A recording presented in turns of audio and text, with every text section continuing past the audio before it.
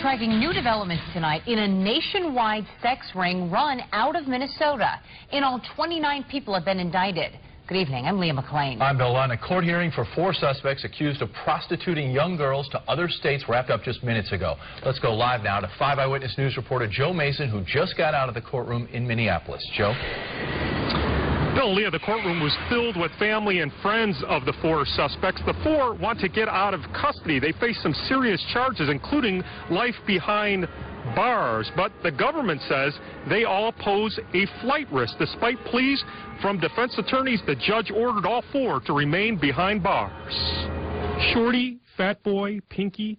Some of their street names sound like cartoon characters, but federal authorities claim what this group of Somali gang members did was far from funny. According to the indictment, the 26 men and 3 women transported girls across state lines to engage in sex in exchange for money and drugs.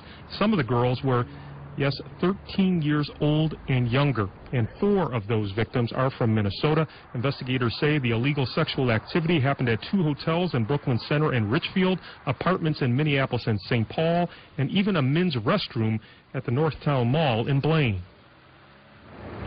Now, 26 of the 29 members in this ring are in custody. Investigators are still searching for those additional 3. Additional suspects will appear in court here over the next few days. Then they will all appear in court in Nashville, Tennessee. That's because that's where this case will be tried. Live in downtown Minneapolis, Joe Mason, 5 Eyewitness News.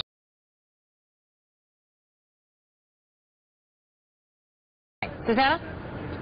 Leah, the indictment alleges innocent women and children were abused for years. But family members of the 17 who were arrested in Minnesota this morning said they were shocked to find out their homes were raided at 6 this morning.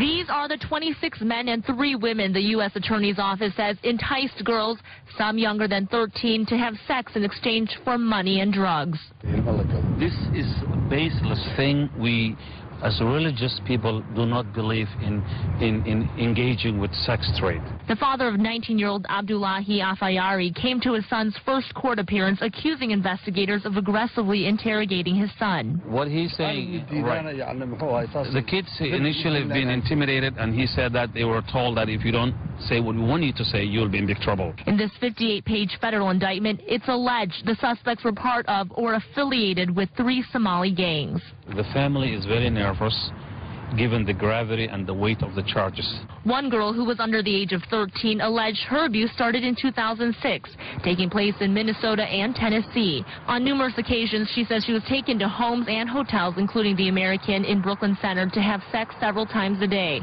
The indictment also claims the suspects engaged in credit card fraud and burglary. He didn't commit nothing, you know. The brother of Abdullahi Hashi told me he doesn't believe any of this. What I believe is he didn't do nothing, and he's... So when we heard, we didn't even believe it. So we don't know where these things come from. Now, as of 4 o'clock this afternoon, 26 out of the 29 defendants were taken into custody.